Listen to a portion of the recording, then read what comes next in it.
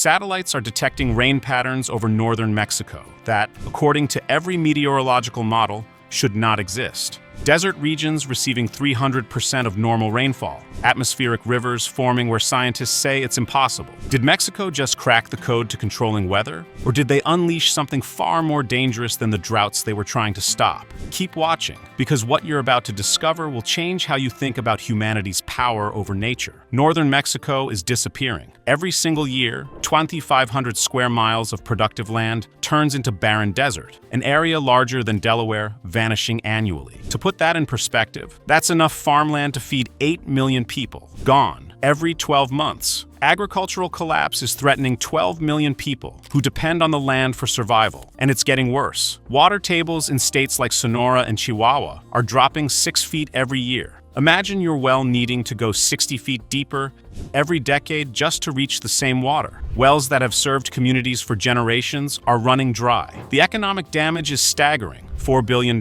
lost annually to drought. That's more than the entire GDP of some small nations, evaporating along with the water. The numbers tell a devastating story. Temperatures regularly hit 115 degrees Fahrenheit across the northern states. Annual rainfall has dropped to just 8 inches in many areas, less than half of what the Sahara Desert receives. Farmers watch their crops wither. Towns are being abandoned. Climate refugees are fleeing south by the hundreds of thousands, creating what experts now call Mexico's lost decade of climate migration from 2015 to 2025. This isn't the first time a nation has faced desertification on this scale. During the 1930s, America's Dust Bowl destroyed 100 million acres and displaced 2.5 million people. Northern Mexico is walking that same catastrophic path, but with modern technology offering no better solutions. The Colorado River, once a lifeline for both nations, has become a source of bitter disputes, as the American Southwest sucks it nearly dry before it reaches Mexico. In 2023, the Mexican government declared 6 northern states official climate emergency zones. The declaration came after 3 consecutive years, where rainfall totals dropped below 40% of historical averages. Entire agricultural sectors collapsed. Cotton production fell 73%. Cattle operations saw die-offs of 30% of herds. The economic foundation of northern Mexico was crumbling, and with it, the lives of millions. International aid provided temporary relief, but everyone knew the truth. Northern Mexico would become uninhabitable within a generation. The question wasn't if people would have to abandon their homes, but when. The Mexican government needed more than temporary fixes. They needed a miracle, or they needed to build one themselves. From 2010 to 2020, Mexico poured resources into cloud seeding programs, flying aircraft to spray silver iodide into promising clouds. The results? An 8% increase in rainfall. That might sound impressive until you realize the region needed a 200% increase just to return to sustainable levels. The cost per gallon of additional rain made the program economically unviable. It was like trying to fill an Olympic swimming pool with an eyedropper. Desalination plants were built along the coasts, massive facilities processing millions of gallons of seawater daily. But northern Mexico's crisis wasn't happening on the coast. States like Chihuahua are 500 miles inland. Pumping desalinated water across mountains and deserts required so much energy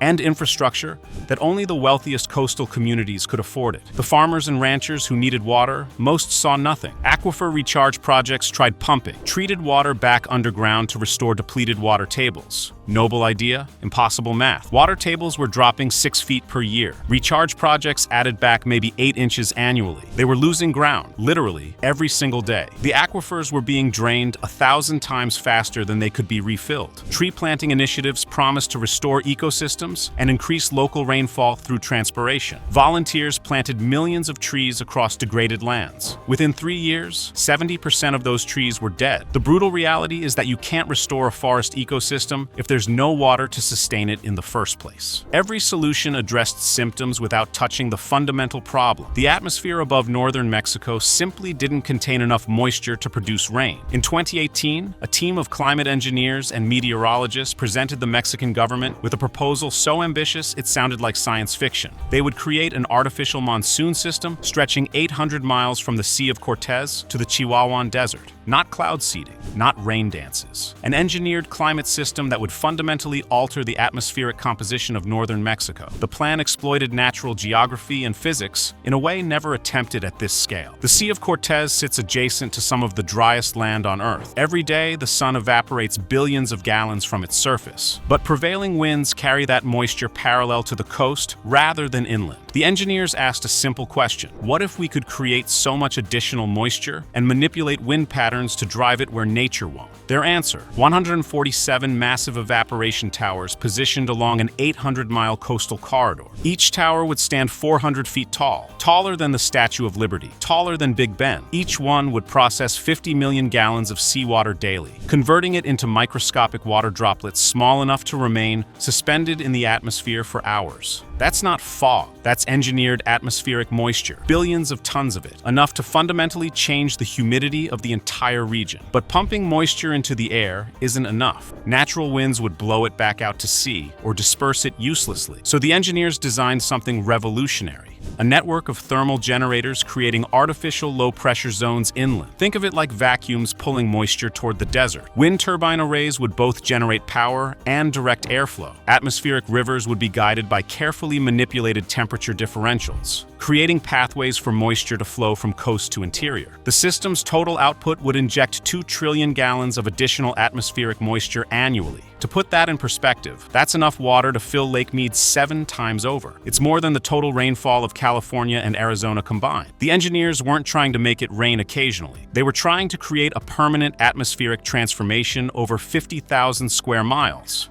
If it worked, northern Mexico would have a manufactured climate, a new sky, a new future. You can't run 147 towers that each process 50 million gallons daily without staggering amounts of energy. The power requirements alone would overwhelm Mexico's entire northern grid. So the project included something almost as ambitious as the towers themselves: 2,400 megawatts of new solar and wind power capacity distributed across the corridor. That's equivalent to 2 large nuclear power plants, built from renewable sources, costing $8 billion. 12 massive coastal desalination plants were constructed to pre-treat seawater before it reached the evaporation towers. Raw ocean water contains organisms, salts, and particles that would clog the ultrasonic atomizers. These treatment facilities process seawater through reverse osmosis membranes, removing 99% of impurities, then pump it through a 300-mile underground pipeline network to reach every tower location. The engineering challenge of moving that much water through desert terrain, across rock, sand, and varying elevations, required boring equipment typically used for subway systems. The towers themselves are technological marvels. Each one contains 500 ultrasonic atomizers arranged in rings around the tower's core. These devices vibrate at frequencies above human hearing, breaking water molecules into droplets just 5 microns across, 50 times smaller than a human hair. At this size, droplets stay suspended in air almost indefinitely, creating artificial humidity that behaves exactly like natural moisture from evaporating lakes or oceans. But perhaps the most sophisticated component is the weather control system itself. An AI-controlled supercomputer in Hermosillo processes real-time data from 1,200 sensor stations, monitoring temperature, humidity, wind speed, and atmospheric pressure across the entire 50,000 square mile target zone. The system adjusts tower output, activates specific thermal generators, and redirects wind patterns minute by minute, essentially conducting an orchestra of machines to compose weather. Emergency shutdown protocols were essential. During hurricane season, the last thing Mexico needs is more atmospheric moisture-intensifying storms. Automated systems can power down all 147 towers within 15 minutes if hurricane conditions are detected within 600 miles. A dedicated maintenance rail system connects every tower, allowing rapid response teams to reach any facility within 2 hours for repairs or adjustments. The total infrastructure cost reached $34 billion, spread over 7 years of construction. To put that in context, it equals 3 years of the economic damage caused by drought in the region. The Mexican government didn't see this as an expense. They saw it as the cheapest solution to an existential crisis. The engineering challenges were immense: salt corrosion from coastal air, attacking metal components, wildlife interfering with sensors, microclimate destabilization creating unexpected weather pockets. But none of these compared to the real question: would it actually work? If the system performed as designed, northern Mexico would experience an economic renaissance that would reshape the entire nation. Agricultural economists projected a $47 billion annual boost to the economy. 8 million acres of currently barren land would become viable farmland, an area larger than the entire country of Belgium, suddenly available for crops, ranching, and forestry. Cotton production could return to 1990s levels. Cattle operations would expand exponentially. The job creation numbers were staggering. During construction, 380,000 people would find direct employment building towers, laying pipe, installing solar panels, and erecting transmission lines. Once operational, 120,000 permanent jobs would maintain and operate the system. These weren't minimum wage positions. These were skilled technical jobs in climatology, engineering, data analysis, and renewable energy management. A whole new sector of the economy would emerge. Tourism would boom in unexpected ways. The creation of Weather Valley ecotourism zones would attract 2 million visitors annually, people wanting to see the towers, experience the manufactured rain, and witness humanity's first successful climate engineering project at scale.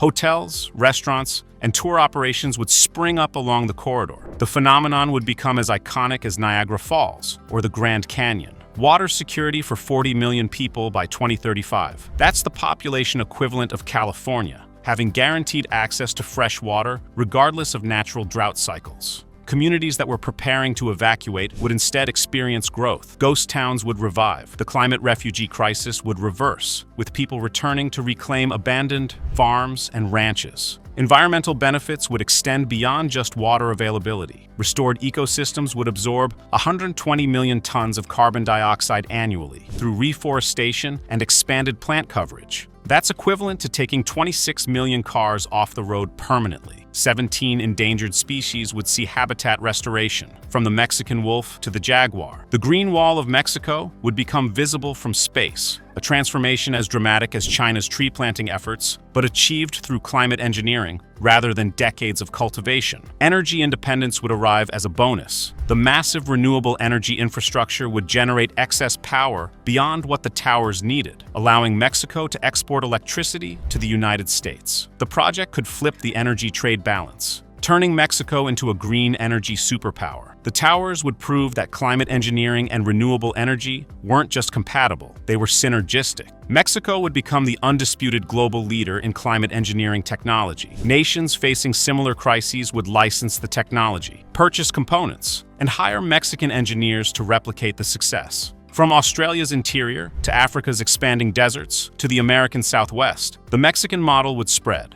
The country that built this system would control the future of climate adaptation. 3 years into operation, satellite data confirmed what ground sensors were reporting. Rainfall had increased 280% in target zones. But the celebration was cut short on August 17, 2024, when an unexpected storm system intensified over Chihuahua. The manufactured atmospheric moisture interacted with a natural weather front in ways the models hadn't predicted. Flash floods killed 47 people. Entire neighborhoods were swept away. Infrastructure designed for desert conditions couldn't handle the volume. The financial reality was sobering. Of the $34 billion budget, $12 billion had been spent, but the remaining $22 billion was frozen amid political crisis. Opposition parties demanded immediate shutdown of the program. Engineers argued the floods resulted from running the system at only 60% capacity. The control algorithms needed the full network operational to properly regulate output. But with towers damaged and international pressure mounting, completion dates were pushed from 2027 to 2031. Environmental impacts nobody anticipated were emerging. Ocean ecosystems near the intake facilities showed disruption from massive water extraction. Plankton populations dropped 15% in some zones. Ancient desert ecosystems, adapted to aridity over millennia, were drowning. Soil saturation was destroying unique plant species that required dry conditions. Biologists documented monarch butterfly migration patterns being disrupted by the altered atmospheric conditions. These weren't theoretical concerns. They were measurable damage to fragile ecosystems. Downstream effects were even more troubling. American Southwest states reported a 15% reduction in rainfall. Meteorologists traced atmospheric moisture patterns, showing Mexico's system was effectively intercepting water that previously would have reached Arizona, New Mexico, and Texas. The U.S. Department of State filed a formal complaint in August 2025. Was Mexico stealing water from the sky itself? International water law had never contemplated atmospheric moisture rights. 4 towers suffered damage from storm intensity that exceeded design specifications. When you manufacture weather, apparently weather hits back harder than expected. Engineers scrambled to reinforce structures while maintaining operations. Dr. Elena Ruiz, lead engineer on the project, gave a carefully worded statement. "We're seeing results beyond our models, both positive and negative. Climate systems are more interconnected than our simulations predicted. The social costs were dividing communities. Farmers who received water were thriving. 62% reported crop yields exceeding expectations, but 38% reported crop damage from excess water. Fields designed for drought-resistant crops were drowning. Irrigation systems built for scarce water couldn't drain fast enough. Some farmers went from crop failure due to drought to crop failure due to flooding. Indigenous communities faced displacement as manufactured rainfall altered river flows and groundwater patterns. Land their ancestors had inhabited for centuries was either flooding or experiencing dramatic ecosystem changes. Sacred sites were being transformed. The government offered relocation assistance, but that didn't address the cultural and spiritual loss. Perhaps most concerning was the weaponization potential becoming clear. Agricultural monopolies were positioning themselves to control the newly fertile zones, buying up land at depression prices before the rain arrived. Whoever controlled land in the target zones would control Mexico's future food production. And the rain switch, the system's central control, was becoming a political weapon. The party that controlled the presidency controlled whether the North got rain or returned to drought. The international precedent was terrifying. If Mexico succeeded, every nation would want their own weather control system. What happens when Brazil wants to redirect Amazon moisture? When India decides to manipulate monsoons? When China engineers rainfall over disputed territories? The potential for climate warfare made nuclear proliferation look simple by comparison. The United States deployed NOAA investigation teams to document atmospheric changes and their connection to southwestern drought patterns. The data was damning. Moisture that historically flowed northeast was being captured and redirected by Mexico's system. American farmers were losing rainfall, so Mexican farmers could gain it. Congressional hearings were scheduled. Trade sanctions were threatened. The United Nations Environmental Program called for an emergency international treaty on weather modification. The debate was fierce. 47% of climate scientists surveyed supported Mexico's approach as necessary intervention in the climate crisis. But 53% called for an immediate moratorium, arguing humanity wasn't ready for the consequences of weather control. The World Meteorological Organization scheduled an emergency convention to establish guidelines before more nations followed Mexico's example. China was already expressing interest. Delegations from the Chinese government met with Mexican officials to discuss licensing the technology for application to the Gobi Desert. The scale China envisioned made Mexico's project look small, 200 towers instead of 147, targeting 120,000 square miles instead of 50,000. If China deployed this system, they could transform their entire western interior into farmland. The geopolitical implications were staggering. Central American nations were less enthusiastic. Guatemala, Honduras, and El Salvador protested that Mexico's system was altering hurricane patterns. Storm tracks were shifting. Rainfall distribution across the region was changing. They demanded Mexico shut down the towers until comprehensive environmental impact studies could be completed, studies that would take years. Brazil and Australia sent scientific delegations to study the results. Both nations faced similar desertification crises. Both had coastal areas adjacent to arid interiors. The Mexican model was exactly what they needed, if it could be proven safe. Their scientists were documenting everything: ecological impacts, atmospheric chemistry changes, social disruption, economic benefits, technological reliability. The academic response was overwhelming. Over 200 peer-reviewed studies had been published analyzing various aspects of the project. Atmospheric physicists, biologists, economists, sociologists, and engineers were all weighing in. Some papers called it humanity's greatest achievement in climate adaptation. Others called it ecological vandalism. The only consensus was that nobody fully understood the long-term consequences. Insurance companies were recalculating risk models for the entire region. How do you price flood insurance in a desert that now receives manufactured rain? How do you assess drought risk when weather is controlled by government policy rather than nature? Actuaries were scrambling to develop new frameworks. Some insurers were refusing to issue policies at all until the situation stabilized. 14 other nations announced they were exploring similar systems. From the Middle East to Central Asia to Southern Africa, countries facing water scarcity saw Mexico's project as proof that climate engineering at scale was possible. The race was on to develop the technology, secure the funding, and build the infrastructure before their own water crises became irreversible. 3 years into operation, the impossible rainfall continues. Satellite imagery shows green spreading across former desert. Rainfall totals that should not exist appear in meteorological data month after month. The towers stand 400 feet tall along the coast, processing billions of gallons, manufacturing an atmosphere that nature never intended. But the floods killed 47 people. American states are losing rain. Ocean ecosystems are disrupted. Ancient deserts are drowning. International law is being rewritten. And nobody knows what happens 5 years from now, 10 years from now, when the full consequences manifest. Will Mexico complete the system before international pressure forces shut down? Are we witnessing humanity's first successful climate mega-hack? Or did we just open Pandora's box? What happens when every nation wants to control their weather? When atmospheric moisture becomes the next great resource conflict? The desert is dying. That much is certain. But what's being born in its place? A green paradise or an environmental catastrophe we don't yet understand? Drop your prediction in the comments. Climate salvation or environmental disaster? And don't forget to subscribe so you don't miss what happens next. The next satellite data analysis drops in 30 days, and it might just reveal whether Mexico saved the future or destroyed it.